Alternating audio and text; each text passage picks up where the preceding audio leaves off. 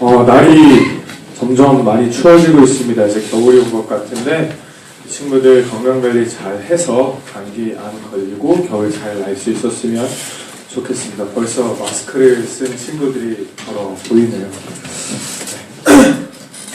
지난 시간에 우리는 죄는 언제나 보암직하고 먹음직스러운 무언가의 모양을 하고서 우리에게 다가온다는 것에 대해 함께 살펴봤습니다.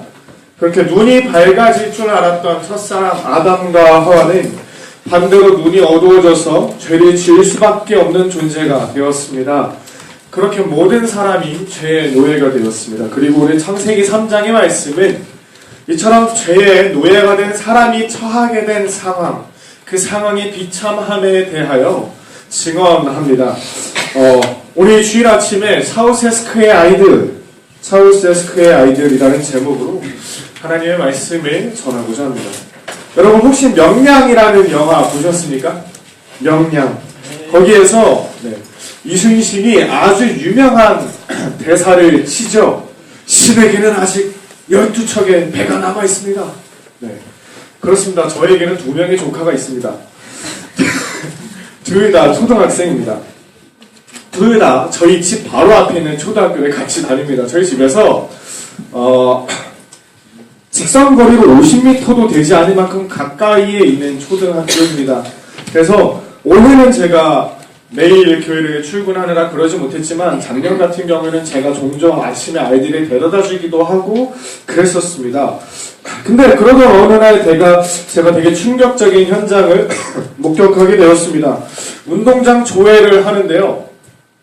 전교생이 이제 학년 반 별로 무리지어서 운동장에 딱 선 겁니다. 근데 거기서 딱 보니까 1학년 전체 학생의 수가 6학년 친구들의 4분의 1 정도밖에 되지 않더라고요. 나라 경제가 점점 더 어려워지다 보니까 점점 사람들이 아이를 낳지 않는 거죠. 어떤 조사를 봤더니요. 자녀 한 명당 그 자녀가 태어나서 대학교 졸업할 때까지 그 자녀 한 명을 키우기 위해서 들어가는 돈이 얼마나 들어가나 조사를 봤더니 자녀 한 명당 3억이 든다고 합니다. 졸업할 때까지 3억이 들어갔대요. 근데 경제적으로 사회가 점점 더 어려워지다 보니까 출산율이 어떻게 되나요? 점점 더 떨어지는 거죠. 그러다 보니까 지금 초등학교 1학년 입학생 수가 6학년의 한 4분의 1 정도 수준밖에 되지 않는 그러한 상황에까지 이르게 되었다는 것입니다. 이러다 보니까 국가적으로도 이러한 문제들을 해결하기 위해서 되게 많은 고민도 하고 여러 가지 정책들도 우리나라에서 또 시행을 하고 있어요. 그래서 지금까지 만들어진 게 무엇인가요? 우리 친구들도 혜택을 봤었던 건데 뭔가요? 중학생 때까지 무상교육이죠. 그쵸? 학비가 들지 않습니다. 또 무상급식도 하죠. 초등학생 때까지인가요? 네, 그럼 무상급식도 하고요. 또 아기들의 경우에는 국가에서 각종 예방주사를 할인된 가격이나 무료로 맞게 해주는 경우들도 있습니다. 자녀의 그 부양 비용을 조금이나마 좀 덜어주기 위해서 국가가 이런 여러 가지 정책들이 시행하고 있는 것이죠. 근데 아주 오래전에요. 루마니아라고 하는 그 나라에도 이와 같은 어려움이 있었다라고 합니다. 그래서 그 당시에 이 루마니아를 다스리고 있었던 사람, 독재자인데요. 차우세스크라는 사람이다. 잘생겼죠? 눈썹도 짙고요. 이 당시에 차우세스크라는 독재자가 이 루마니아라는 나라를 다스리고 있었는데요. 이 사람이 출산율 감소 문제를 해결하기 위해서 고민하다가 몇 가지의 대책을 세웠습니다. 어떤 대책을 세울 수 있을까요? 출산율을 높이기 위해서 우리가 무슨 대책을 세울 수 있을까요? 나라가? 무상교육, 우리나라 무상급식, 또 출산장려금 지원, 이런 여러 가지 것들이 있는데 이 차우세스크라는 독재자가 생각해낸 방법이 아주 기발하게 막장이에요. 아주 기발하게 막장입니다. 첫 번째 뭐냐? 피임금지와 낙태금지. 피임하거나 낙태하려고 시술하다 걸리면 사망. 시술하는 의사까지 사망. 피임기구 판매자까지 사망. 다 죽입니다. 대박이죠? 두 번째, 의무출산. 이건 더 대박입니다. 모든 가정은 4명의 자녀를 가져야만 한다고 법으로 만들어놨어요. 그래서 자녀의 수가 부족하잖아요? 그럼 어떻게 하냐? 부족한 수만큼 세금을 납부시킵니다. 더 나아가서요. 만약에 이 아내가 40세보다 어리다, 40세 이하다, 그러면 그 가정은 자녀를 5명 낳아야 돼요. 자녀 수가 부족하면 어떻게 됩니까? 또 그만큼 세금을 물립니다. 근데 그 세금이 얼마만큼인지 아세요? 1년 연봉의 20, 30% 수준이었다고 합니다. 미치는 거죠. 세 번째, 좀 희망이 있죠. 보상제도가 있어요. 무슨 보상인가? 막장 중에 막장입니다. 보상력이 뭐냐면요. 임신한 여성에게 국가가 표창장을 수여합니다. 아무짝에도 쓸모없는 표창장을 수여합니다. 이런 말도 안 되는 출산 강요 정책을 펼쳤어요. 그래서 결국엔 무슨 일이 벌어지느냐? 자살자가 늘어나는 거예요. 과도한 세금을 납부할 자신이 없으니까요. 부모들이 자살합니다. 이게 너무 웃긴 게 4명을 낳으면 각종 혜택을 줘요. 근데 3명을 낳을 때 3명 때까지는 아무 혜택도 안 줘요. 그 3명 낳고 한 명 못 넣으면 애새 키우면서 연봉에 20, 30% 세금을 내야 되는 상황이 오는 거예요. 그러니까 이제 도무지 살 수가 없으니까 막 자살자가 늘어납니다. 그럼요. 부모가 자살하고 남겨진 아이가 어떻게 될까요? 방치되는 거죠. 또 아이를 강제로 낳지 않습니까? 강제로 낳다 보니까 키울 의욕이 없는 거예요. 그래가지고 집에서도 그냥 방치시킵니다. 그러니까 아이들이 막 길거리에 나앉기도 하고요. 버려지는 거죠. 근데 그 아이들이 자라서 어엿한 청년이 됐습니다. 근데 사회적으로 어떠한 환경도 만들어져 있지 않다 보니까 그렇게 자라난 청년들이 일할 곳이 없는 거예요. 그래서 청년 실업자들이 무수하게 많이 늘어났습니다. 막장 정책으로 막 그 수는만 늘어났는데 사람들이 일할 데가 없는 거죠. 그래서 온갖 사회적인 문제들이 나타납니다. 미성년자들이 막 막노동도 하고요. 미성년자들 막 성매매 문제들도 막 일어나고요. 이런 일들이 있었습니다. 막 그 아이들이, 청년들이 그냥 길거리에 그냥 막 나앉으니까요. 어린 아이들이. 국가에서 그 아이들을 싸그리 불러 모읍니다. 오랜만에 좀 착한 일 좀 하려나 보다. 그 친구도 어떻게 좀 도와주려고 하는가 보다. 아니요. 그 어린 아이들을 모아서 소년병으로 만듭니다. 군사로 만들어가지고 차우세스크를 위해서 싸우다가 죽게 만드는 거예요.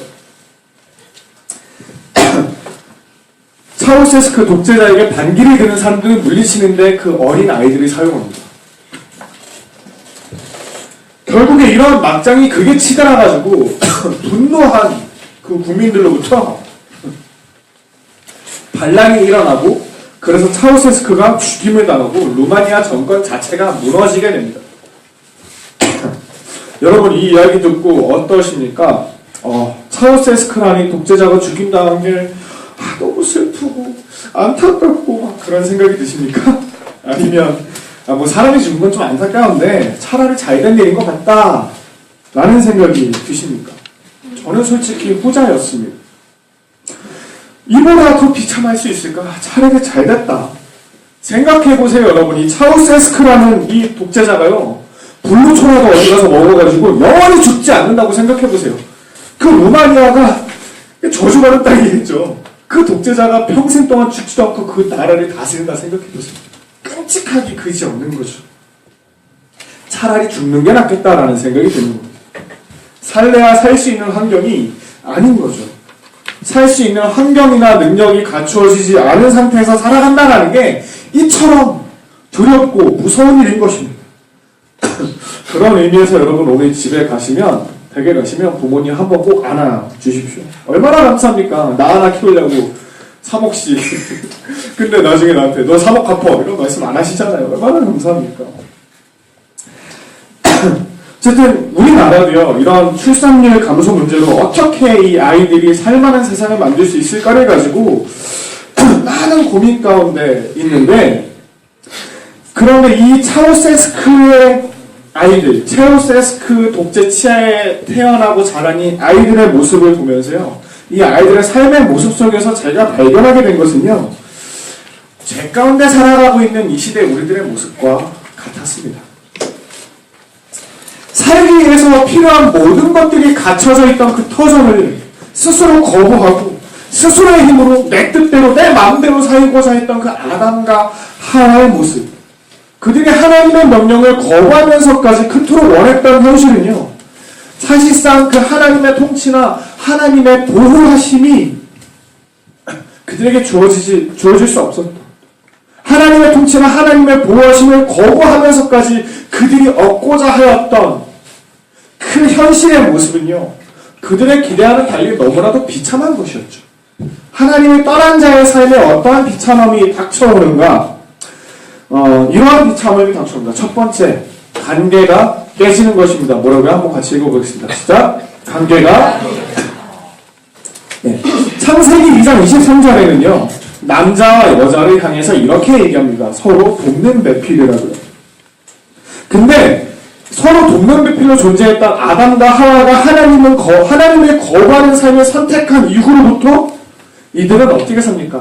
나살자하고 남중에는 대적자로 살아가게 됩니다. 또 두 번째, 함께 읽어보겠습니다. 시작! 삶 자체가 우리가 오늘 함께 읽은 말씀이죠. 창세기 3장 15, 16, 17, 18, 19절 여러분 성경책 있는 분들 한번 보십시오. 어떠한 고난의 모습이 닥쳐온다고 성경이 얘기합니까? 날마다 24시간 내내 그 사탄의 공격과 고난이 끊이지 않는 삶을 살게 됐습니다. 여자에게는 임신의 고통이 더해지게 됐습니다. 하나님의 통치 아래 살 때는요, 언제나 그 에덴 동산에 내가 먹을 것들이 풍족했어요. 언제든지 배고프면 아무 열매나 다 따먹을 수 있을 만큼 풍족한 삶을 살았어요. 부족함이 없는 삶을 살았어요. 그런데 이제는 어떻게 됩니까? 땀 흘려 하지 않으면 먹을 양식을 얻을 수 없게 됩니다. 게다가 더 대박인 건 땅까지 저주를 받아요. 그래서 땀 흘려야만 먹을 수 있는데 땀 흘려도 어떠한 열매도 맺지 않을 수도 있게 되는 상황까지 벌어지게 되는 것이죠. 땀 흘려도 이런 만큼의 그 공정한 열매를 거두지 못하는 세상이 된 겁니다. 아무리 수고해도요, 수고한 만큼의 결과가 나타나지 않는 때가 있죠. 바로 이러한 이유 때문인 거죠. 이처럼 오늘 창세기 3장의 본문은요, 하나님의 떠난 자들, 하나님의 통치를, 그 하나님의 보호하심을 거부한 자들에게 놓여진 이 삶의 현실, 그 현실의 비참함에 대해서 증언하고 있습니다. 그들 스스로가 인생의 주인 되어 살기를 원하는 자들에게 삶에 닥친 그 고난, 이 모습들을 너무나도 극명하게 보여주고 있습니다. 우리의 삶에 이러한 일들이 얼마나 자주 반복됩니까? 당장 우리들 앞에 놓인, 여러분들의 현실 가운데 놓인 이 사회적 구조가요, 내가 살기 위해서 남을 밟아야지만 설 수 있는 그런 구조입니다. 내가 더 좋은 성적을 얻고 내가 더 좋은 대학을 가기 위해서 밟아야 할 그 누군가가 누굽니까? 바로 내 친구죠. 내가 원치 않아도요, 내가 속한 사회의 구조가요, 그렇게 되어 있는 겁니다. 살다 보면 우리가 얼마나 억울한 상황에 자주 빠집니까? 길 걷다가 넘어지고 다치고, 길 걷다가 넘어지고 또 다쳐도요, 책상 서랍에 넣어뒀던 지갑에 돈이 사라져도요, 그 돈을 훔쳐가지 않은 사람이 도둑 취급을 당해도요, 어떻습니까? 결국 나만 아니면 되는 거죠. 누가 넘어져 다쳐도 나만 아니면 되고요. 누구 지갑에 돈이 사라져도 나만 아니면 되고요. 누가 억울하게 도둑으로 몰렸어도 나만 아니면 별로 상관없는 삶을 살아가고 있지 않습니까? 내 알바 아니죠. 그 사람에게 닥친 문제고 그 사람이 해결해야 될 문제인 거죠. 그게 내 문제가 될 때만 심각해지는 거죠. 그때가 되어서야지만 하나님을 찾죠. 돕는 배필은 무슨 말입니까? 나 하나 챙기기도 벅찬 하루하루를 살아가고 있는데, 이 세상 보십시오. 여러분, 우리가 살아가고 있는 세상이 얼마나 이기적인지 아십니까? 손에 과자를 3개 들고 있어요. 근데 아무것도 없는 사람이 와서 나 그 과자 하나만 줘 하면 어떡합니까? 그 과자 하나 주나요? 아니, 내 손에 든 3개의 과자를 허겁지겁 먹어 치워버리는 게 우리가 사는 세상이지 않습니까? 잘 보세요. 그저 착하고 순수하게만 보이는 아이들의 모습이 그래요. 근데 만약 갖고 있는 과자 3개 중에 하나 준다? 이거는 그 아이가 착한 게 아니라 과자가 맛이 없는 거예요. 다시 없어서 주는 거죠. 지하철 입구에서 노숙자가 구걸을 합니다. 조그만 박스를 깔고서 한 푼만 주십시오 합니다. 그 상자 안에 보니까요, 1,000원짜리 몇 장하고 100원짜리 몇 개하고 10원짜리 수십 개가 들어있어요. 그런데 길을 서성이던 그 누군가가 갑자기 그 노숙자에게 다가갑니다. 그리고 그 박스를 들더니 박스를 들고 도망갑니다. 서로 사랑을 하고 했더니 맨날 싸우고 다툽니다. 우리 남수구쌤이 지난주에 결혼하셨죠? 네. 우리 남수구쌤 아내 되신 분과 서로 사랑해서 단 1분의 초도 떨어질 수 없어서 상상만 해도 소름이 끼쳐서 그래서 결혼하셨죠? 네. 그렇죠. 축하드립니다. 그런데요, 분명히 다투게 되실 겁니다. 제가 절대 저주하는 말이 아니라요. 아시죠? 네, 사랑합니다. 네, 반주 좀 준비해 주시고요. 여러분, 보십시오. 매일같이 사탄이 우리를 공격합니다. 임신의 고통이 주어졌습니다. 아무리 땀 흘리고 수고하고 노력해도요, 열매를 거두지 못하는 게 우리가 살아가고 있는 이 시대의 모습입니다. 그 모든 수십 년의 인생의 수고 끝에 우리가 얻게 되는 게 무엇인가요? 결국에 죽음이죠. 너무나도 허무한 겁니다. 이렇게 개고생하다가 죽으니 차라리 빨리 죽는 게 낫지 싶은 생각이 드는 그런 삶이죠. 그게 하나님 거부한 사람들, 우리에게 닥쳐온 현실의 모습인 것입니다. 그래서 아담과 하와가요, 그 하나님의 보호하신 하나님의 통치를 거부하자마자 하나님이 무슨 일을 하십니까? 오늘 우리가 읽지 않았던 19절 뒤에 나오는 본문인데요, 3장 22, 24절 우리 잠깐 함께 읽어봤으면 좋겠습니다. 함께 읽겠습니다. 시작. 여호와 하나님이 이르시되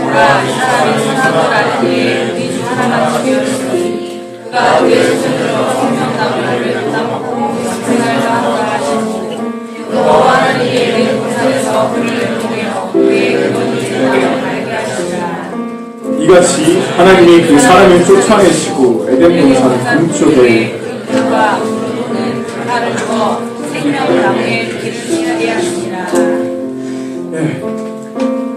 하나님을 거부하고 스스로 비참함에 빠진 그 아담과 하와로 하여금 생명나무 열매를 먹지 못하게 하시죠. 하나님이 이처럼 비참한 상황에 놓이게 된 그 아담과 하와에게 생명나무의 열매를 먹지 못하게 금지하신 건 사실 아담과 하와를 위한 조치가 아니었을까라고 생각해보게 됩니다. 왜죠? 살아가면 살아갈수록 점점 더 비참해질 거거든요. 아까 나눴던 그 로마니아 독재자 차우세스크가 영원히 죽지 않고 그 나라를 다스린다고 생각해보세요. 그 땅에 태어나는 것 자체가 저주예요. 그게 하나님을 떠난 우리들에게 닥친 그 삶의 결과라는 거죠.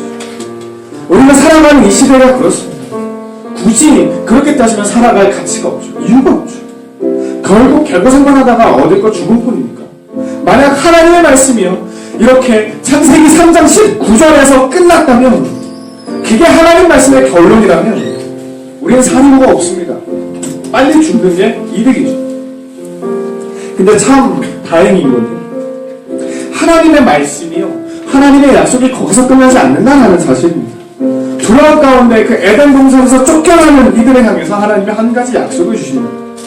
너희가 날 떠나도, 너희가 날 버려도, 너희가 나를 거부해도 내가 너를 잊지 않겠다. 내가 늘 지켜보면 너희가 나를 다시 찾을 때면 늘 너희를 향해 내 손을 뻗겠노라고 말씀하십니다. 그 죄와 비참한 가운데 놓여있는 이들을 향한 그 하나님의 사랑의 손길을 끝까지 내밀어 주십니다. 창세기 3장 21절 말씀 우리 함께 읽겠습니다. 시작. 여호와 하나님이 아담과 그의 아내를 위하여 가죽옷을 지어 입히시느니라.